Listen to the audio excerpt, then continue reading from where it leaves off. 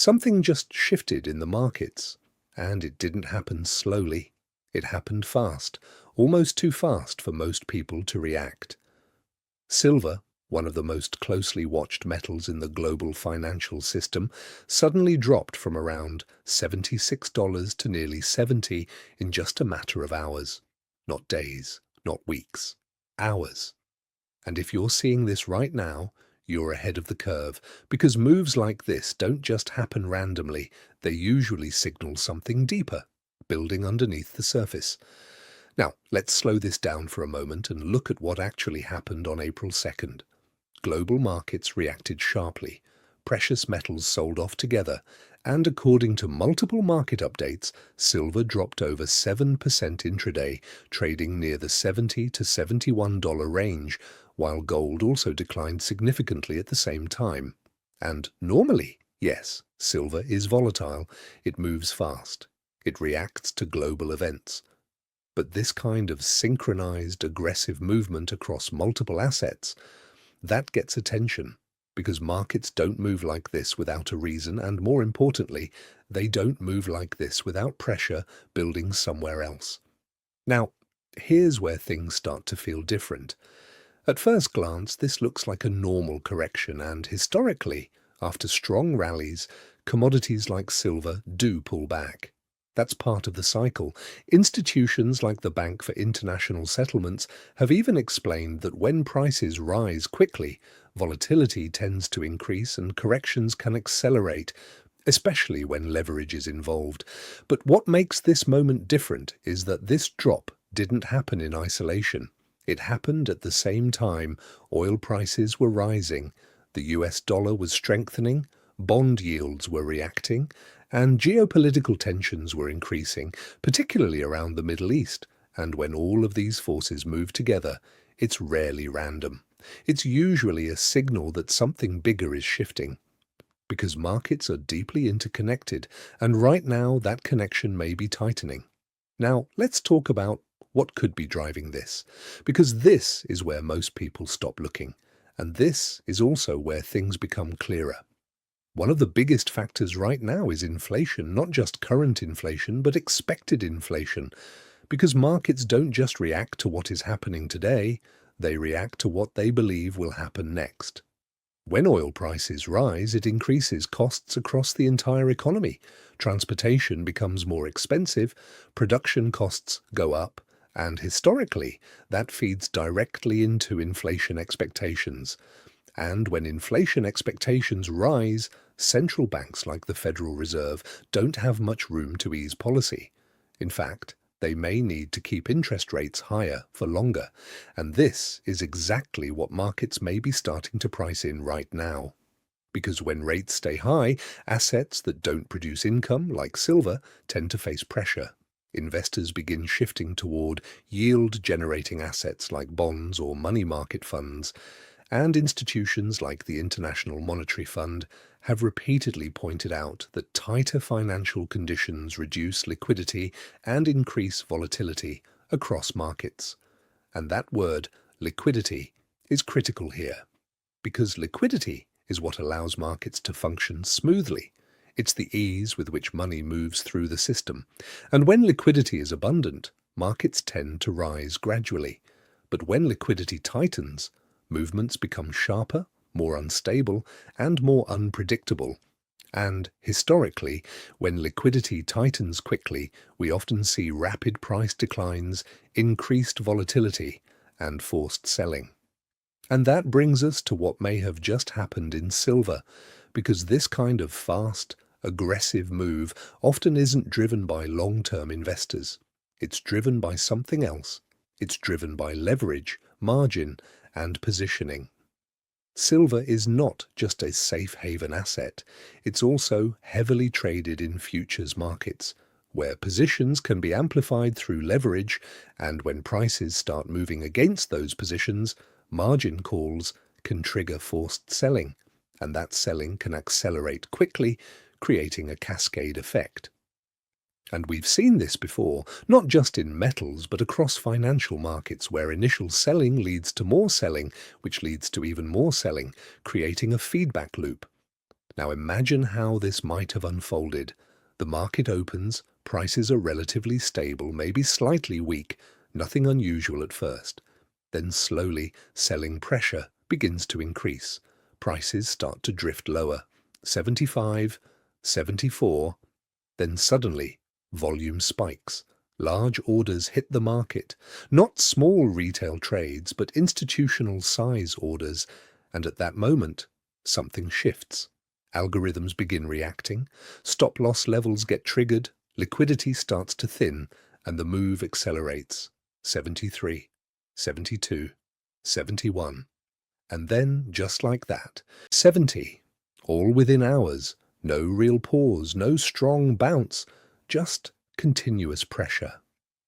And this is where most people start asking the wrong question. They ask what happened, but the more important question is, why did it happen this fast? Because normal selling doesn't look like this. Normal selling is gradual. It has pauses. It has buyers stepping in. But this kind of movement suggests something else may have been at play. Some analysts suggest that this move could be linked to a combination of factors, including a stronger US dollar, rising oil prices, reduced expectations for rate cuts, and short-term profit-taking ahead of the weekend, all happening at the same time. And individually, none of these are unusual, but when they align, they create pressure. And when pressure builds across multiple markets, it doesn't stay contained. It spreads. And that's what makes this moment important. Because this may not just be about silver, it may be about the broader system adjusting to new conditions. So, what does this mean right now? What does it mean going into the weekend? What does it mean before markets open again on Monday? Because timing in markets is everything, and moments like this often set the tone for what comes next. And this is where most people either ignore the signal or react too late. So pay attention here, because this is where things start to matter. If silver just dropped this fast under these conditions, is this just a short-term reaction? Or could it be an early sign of something larger beginning to unfold behind the scenes? Now, here's where things start to go deeper. Because what we just saw in silver may not only be about price, it may be about positioning, and more importantly, it may be about how the system is reacting to pressure right now. Because if you step back for a moment and look at the broader picture, one thing becomes clear. This isn't just a metals story. This is a monetary story, and at the center of it sits the Federal Reserve. Because everything in today's financial system, whether it's stocks, bonds, commodities, or even currencies, is directly or indirectly influenced by monetary policy. And right now, the market is facing a very specific kind of uncertainty. Not panic, not collapse, but something more subtle, something that tends to build quietly before it becomes obvious. And that is uncertainty around interest rates and liquidity. Because over the past few months, markets had been pricing in the idea that the Federal Reserve would eventually start cutting rates, that borrowing costs would come down, that liquidity would increase, and that risk assets, including metals, could continue to benefit. But suddenly, that narrative may be shifting. And this shift didn't come from nowhere. It came from a combination of factors that are now aligning at the same time: rising oil prices, geopolitical tension, and inflation risks returning to the conversation. Because as oil surged above $100 per barrel following escalating tensions in the Middle East, markets began reassessing the inflation outlook. And according to recent market reactions, this has already started impacting expectations around Federal Reserve policy, with investors now questioning whether rate cuts will happen as soon as previously expected. And this matters more than most people realize, because when rate expectations change, everything else adjusts around it. Bond yields react, the dollar moves, capital flows shift, and assets like silver, which do not generate yield, start to feel pressure. And this is not a new concept. Institutions like the International Monetary Fund and central banks around the world have consistently highlighted that tighter monetary conditions reduce liquidity and increase volatility. And that word again, liquidity, becomes the key to understanding what may be happening right now. Because liquidity is not just about how much money exists, it's about how easily that money can move. And when liquidity is flowing freely, markets tend to absorb shocks more smoothly. But when liquidity tightens, even small shifts can create larger moves, and that's when volatility increases. That's when price action becomes sharper. And that's when markets can move faster than expected. And historically, when liquidity tightens at the same time as macro uncertainty increases, we tend to see sudden adjustments in pricing across multiple asset classes, not gradually, but quickly. And this is exactly the type of environment where silver can experience sharp moves, because unlike gold, which is primarily seen as a monetary asset, silver sits in a more complex position. It is both a financial asset and an industrial commodity, which means it reacts to both monetary conditions and economic expectations at the same time, and that makes it more sensitive to shifts in liquidity and positioning. Now let's take this one step further, because there is another layer to this that most people don't see, and that is the futures market, specifically the role of leveraged positions. Because a large portion of silver trading does not happen through physical buying and selling. It happens through derivatives, futures, contracts, options, and leveraged instruments.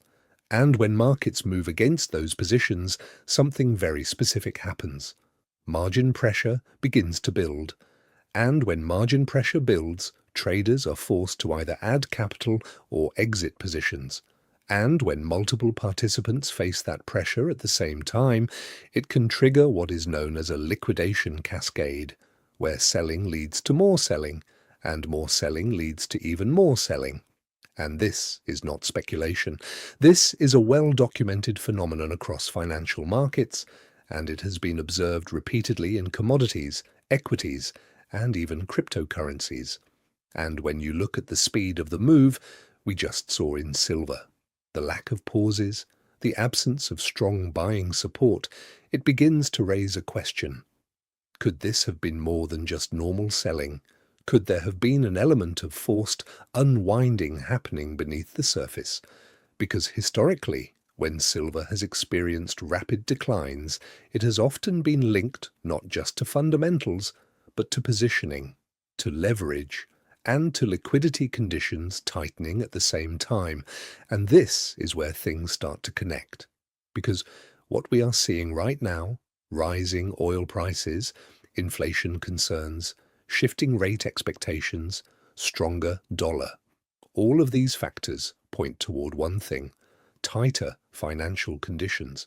And when financial conditions tighten, leverage becomes harder to maintain, positions become more fragile, and markets become more reactive. And that's when moves like this can happen. Not slowly, but suddenly. And this is also why timing matters so much, because these kinds of adjustments often don't happen during calm periods. They happen around moments of transition, moments where expectations change, moments where markets are forced to reprice risk.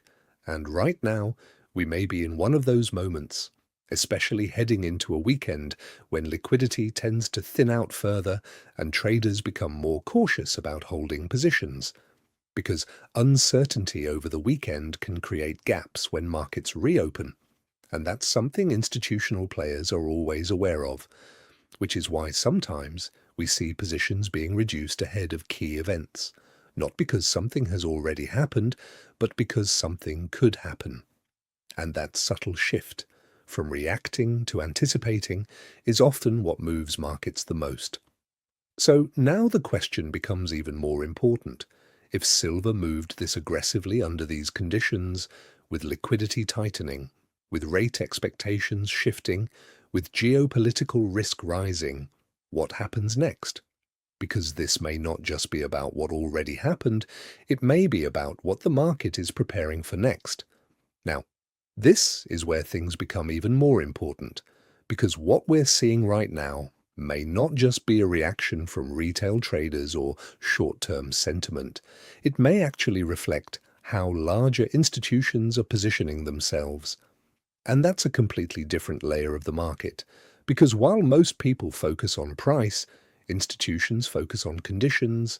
They look at liquidity, interest rates, inflation expectations, and global risk, and then they adjust before the rest of the market fully understands what's happening. And historically, when you see fast, aggressive moves like this in silver, it often happens during moments when positioning is being adjusted at a higher level, not loudly, not publicly, but quietly, beneath the surface. Because think about what just changed. Oil prices surged sharply, moving above $100 per barrel after geopolitical tensions escalated, which immediately raised concerns about inflation returning or staying elevated. And when inflation risks rise, central banks don't relax. They become cautious. And that caution feeds directly into expectations around interest rates. And right now, markets are starting to shift those expectations again. Because instead of expecting easier policy, investors may now be preparing for a longer period of tighter financial conditions. And that matters more than most people realize, because the entire rally in risk assets over the past year was partly built on the assumption that liquidity would improve, that borrowing costs would come down, and that money would continue flowing into markets. But if that assumption starts to weaken, even slightly, it forces a repricing, not just in one asset, but across the system. And this is exactly what institutions like the IMF and central banks have warned about in the past, that periods of high uncertainty combined with tighter financial conditions can lead to sudden shifts in capital flows, where money moves quickly from one asset class to another. And when that happens, it doesn't always look smooth. It often looks like what we just saw: fast moves, sharp drops, and rising volatility. And volatility itself becomes a signal, because when volatility increases, it changes behavior. It forces risk managers to act. It forces funds to reduce exposure, and it forces leveraged positions to unwind. And this is where silver becomes especially sensitive. Because unlike gold, which is primarily driven by monetary demand, silver is also tied to industrial demand, which means it reacts not just to financial conditions but also to expectations about economic growth. And right now, those expectations are becoming more uncertain, because higher oil prices don't just affect inflation, they also affect growth. They increase costs for businesses, they reduce consumer spending power, and historically, they have been linked to slower economic activity if sustained. And when growth expectations become uncertain at the same time as monetary policy remains tight, markets tend to become more defensive. And this is where we start to see what is often called rotation, where capital moves out of certain assets and into others, not necessarily because those assets are bad, but because conditions have changed. And silver, being both a financial and industrial asset, often sits right in the middle of that transition. Now, here's something most people don't think about. When institutions adjust their positioning, they don't do it all at once. They do it in stages. And sometimes the first stage looks exactly like what we just saw: a sudden move that catches attention, followed by a period of uncertainty, where the market tries to figure out what just happened, and then, potentially, another move. And this doesn't mean a collapse is guaranteed. It doesn't mean prices can't recover. But it does mean that the environment may be shifting, and that shift can create opportunities and risks at the same time. Because historically, silver has gone through periods of extreme volatility, where prices move sharply in both directions, sometimes within days, sometimes within weeks.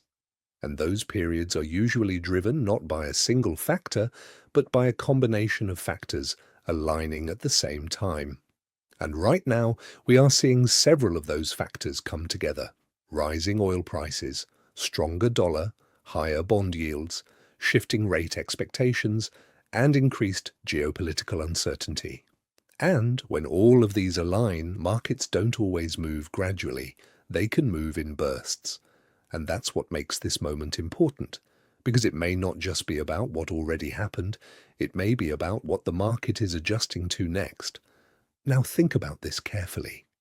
If institutions are starting to reposition, if liquidity is becoming more selective, if volatility is increasing, then the moves we are seeing may not be random. They may be part of a broader adjustment. And that raises a critical question, because if this is an adjustment, then where is it leading? Is this a short-term reaction to headlines, or is this the early phase of a larger shift in how markets are pricing risk right now? And this is where you need to pay attention, because these transitions don't always announce themselves clearly.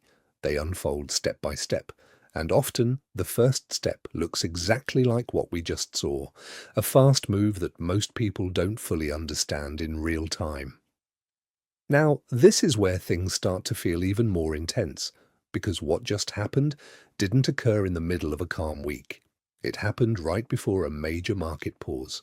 And that changes the entire context, because April 2nd wasn't just another trading day. It was right before a long weekend with markets closing for Good Friday. And when markets close during periods of uncertainty, something very specific happens. Risk doesn't disappear. It builds. And right now, that risk may already be building beneath the surface, because at the same time silver was collapsing, oil prices were surging toward $110 per barrel, driven by escalating geopolitical tensions and uncertainty around supply disruptions, particularly linked to ongoing conflict in the Middle East. And when oil moves like that, it doesn't just affect energy markets. It feeds directly into inflation expectations, and that feeds directly into how central banks respond. And this is where things start to connect again, because higher oil prices mean higher inflation pressure, and higher inflation pressure means central banks like the Federal Reserve may be forced to stay cautious, delaying any potential rate cuts. And markets are already reacting to that shift, with analysts suggesting that expectations for rate cuts have been reduced significantly as inflation risks remain elevated. And when those expectations change, capital starts to move. Not dramatically at first, but quietly, strategically, and often ahead of time. And that's what makes weekends like this so important, because during the weekend, markets are closed. But information is not. Headlines continue, geopolitical developments continue, and by the time markets reopen, pricing can adjust instantly, sometimes creating gaps, and those gaps can catch people completely off guard. And this is not something new. Historically, markets have shown that when major macro events occur just before a market closure, the reopening can bring sharp moves, sometimes in the same direction, sometimes in the opposite direction, but almost always with increased volatility. And silver, being one of the more volatile assets, tends to amplify those moves. And we've seen this pattern before, periods where silver experiences rapid declines followed by either sharp rebounds or further downside, depending on how broader conditions evolve. Because silver doesn't move in isolation. It reacts to the system. And right now, the system itself is under pressure. Rising oil prices, stronger dollar, higher bond yields, geopolitical uncertainty. All of these are feeding into a more defensive market environment, and that defensive shift often leads to repositioning, not panic, but adjustment. And those adjustments can sometimes look like panic when viewed from the outside, especially when they happen quickly. And this is where psychology comes into play, because markets are not just driven by data, they are driven by expectations. And when expectations change rapidly, behavior changes with it. Traders reduce exposure, funds rebalance portfolios, algorithms adjust to new volatility levels, and all of that creates movement. Not random movement, but reactive movement. And the speed of that movement is often what creates uncertainty. because people don't have time to process it fully. And that's exactly what we saw with silver. A fast move that didn't give much time for reflection, just reaction. And now, heading into the weekend, the situation becomes even more uncertain, because the key question is no longer just what happened, it's what could happen next. Because if oil continues to rise, if inflation expectations remain elevated, if central banks maintain a cautious stance, then the conditions that triggered this move may not disappear immediately. They may persist.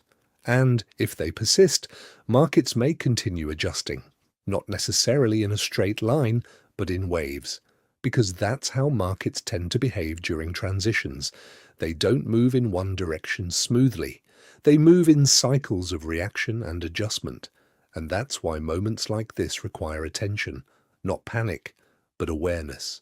Because the difference between reacting and understanding often comes down to timing. And timing, especially around weekends like this, becomes critical. Because when markets reopen, they don't wait for everyone to catch up. They move based on what has already changed. And right now, several things may already be changing at the same time: oil, inflation expectations, rate outlook, liquidity conditions. And if those continue shifting, the next move in silver may not be isolated. It may be part of a broader adjustment across markets. And that brings us to the most important part, because this is not just about what happened today. It's about what this moment could represent. Now, this is where everything comes together, because what we've seen so far is not just a price move, it's a combination of signals. And when signals begin to align like this, markets don't just react, they start adjusting. And that adjustment doesn't always happen in one clear direction. It happens in phases, sometimes fast, sometimes quiet, sometimes confusing. And right now, we may be right at the beginning of one of those phases, because if you look at the full picture again, silver didn't just fall on its own, it moved alongside gold, alongside oil, alongside the dollar. And according to multiple market reports from April 2nd, silver dropped over 7%, while gold also declined sharply as the dollar strengthened and inflation concerns increased due to rising oil prices. And that combination matters, because a stronger dollar makes commodities like silver more expensive globally, reducing demand. While rising oil prices increase inflation expectations, which may push central banks to stay cautious with interest rates. And when interest rates stay higher, liquidity doesn't expand easily, it tightens. And when liquidity tightens, markets become more sensitive, more reactive, and more volatile. And this is not speculation. This is something that institutions like central banks and the IMF have consistently highlighted over time, that tighter financial conditions tend to increase volatility and reduce risk appetite across markets. And silver, because of its dual role as both a monetary and industrial asset, often sits right in the middle of that shift, reacting to both sides at the same time. And that's why its moves can sometimes feel more aggressive, more unpredictable, more sudden. And if you think about what just happened, the speed of the drop, the lack of stability, the absence of a strong bounce, it suggests that the market wasn't just calmly adjusting, it was reacting under pressure. And pressure in markets doesn't usually disappear instantly. It tends to carry forward, sometimes quietly, sometimes in waves. And that's why the timing of this move becomes so important, because it happened right before a long weekend, when markets are closed. But uncertainty is not, because over the weekend developments can continue, geopolitical headlines can evolve, oil prices can shift, expectations can change, and when markets reopen, they don't ease into it. They adjust instantly. And that's where gaps happen, and those gaps can catch people completely off guard. Now, this doesn't mean a crash is guaranteed. It doesn't mean prices cannot stabilize. In fact, historically, after sharp moves, markets sometimes pause or even rebound as buyers step in. But it does mean that conditions have changed. And when conditions change, behavior changes, institutions reassess, traders reposition, and volatility tends to remain elevated until a new balance is found. And right now, that balance may not have been fully established yet, because the forces driving this move, inflation expectations, oil prices, interest rate uncertainty, liquidity conditions, are still in motion. They haven't resolved. They are still developing.